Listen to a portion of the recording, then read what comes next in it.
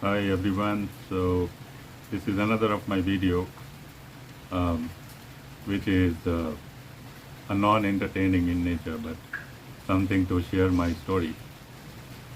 In fact, I sometimes wonder that if I had free time, would I have watched my own videos to get that feel of entertainment?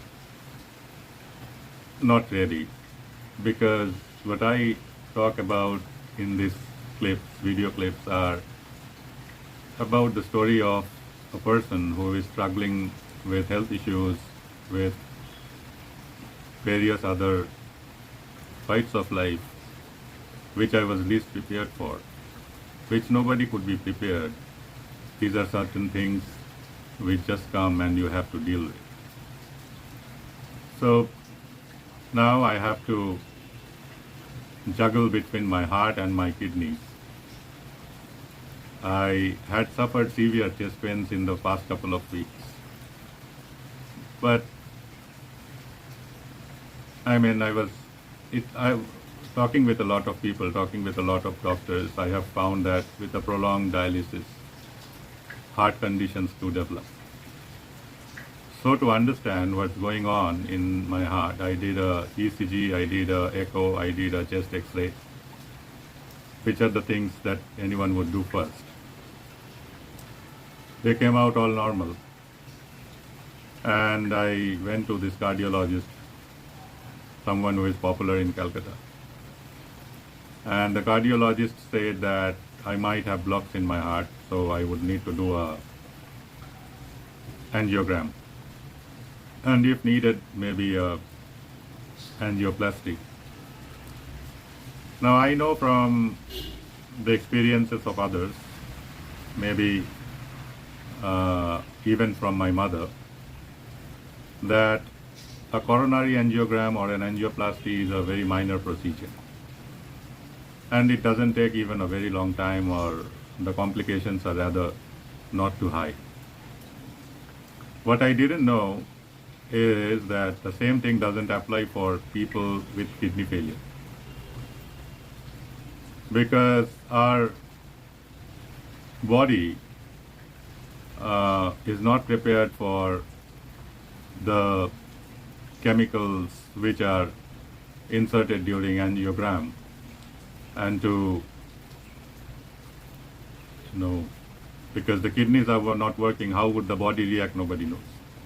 While it's not uncommon for CKD patients to do angiogram, but for me, my nephrologist has a different take, and the nephrologist has said no to angiogram right now. Instead, I had been asked to take medicines as an alternative, and I had been taking 4 medicines since then. But that didn't really help much, because I still experience severe chest pains. Now, these chest pains are not the ones which we experience when we have day-to-day situations like gas or any other, or due to any other common ailment. This is a severe chest pain scenario where I become almost immobilized. I need to take sorbitrate, which is a high dose medicine, and then someone have to massage my heart. So it's really a big deal. So right now I am between cardiologist and a nephrologist, trying to figure out if I actually need to go for a angiogram, and maybe I'll go for second opinions, and finally maybe I'll go for this angiogram. After all, I really want to know now, if I at all have blocks in my heart, then it has to be cured. Because with a heart which is not functioning properly and kidneys failed, life would be a total nightmare. In the meanwhile, so I just thought of sharing this. I know that these things may not really be of any interest to people who are healthy and is not struggling with health problems. But I know for sure, and I have also received certain feedback from my online friends that it does help for those people like me who are struggling with this chronic disease.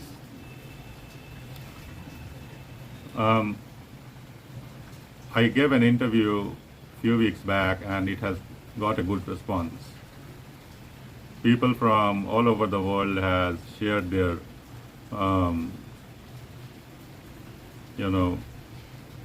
feedback about what they thought about, what they found, and then how they could relate with me and my condition through comments, through direct messages. So all in all, it seems that my story is not that useless anyway. Time has taught me in a very harsh way that a healthy life is not forever and things can go wrong anytime. And I was not even, at one time, I was not even that much interested myself to read about health topics or the things that are going in my body. But my thoughts have changed now. You see why. And about the lot of changes that I have made in the recent times, one of them is I am on 65 days vegetarian diet. I have given up non-vegetarian food. Well, there has been some kind of changes which I have seen after following this diet for this many days.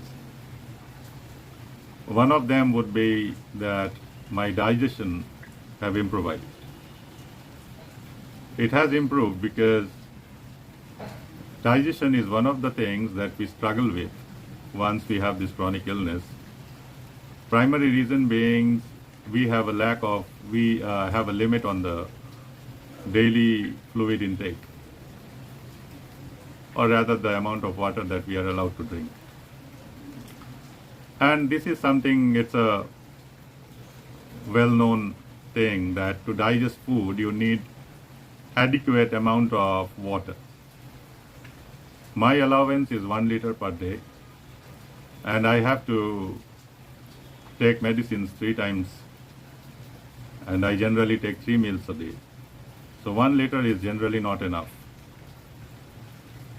All the more in the months of May, June, July, when it's really hot and humid in our city, and we really feel that thirst all the more. Again, then there is an urge, of drinking water when I have been told not to drink that amount of water. So the thing is, the way it goes, if you are restricted on some things, on certain days there would be the urges to do those things. You have seen that, I have seen that so many diabetic patients, they have a severe urge for sugary substances, sweets, knowing that it's a poison, but the urge is very high, it's very strong. Perhaps that's how the psychology is. I don't know. I'm not a psychologist, but it happens. If somebody is told that something is restricted for you, the idea of exploring that is all the more. But anyway, just thought of sharing this. There are a lot of my fellow friends who are fighting with CKD. There are a lot of friends who are not fighting with CKD but with other chronic illness. So just thought of sharing my health update. Thanks for listening.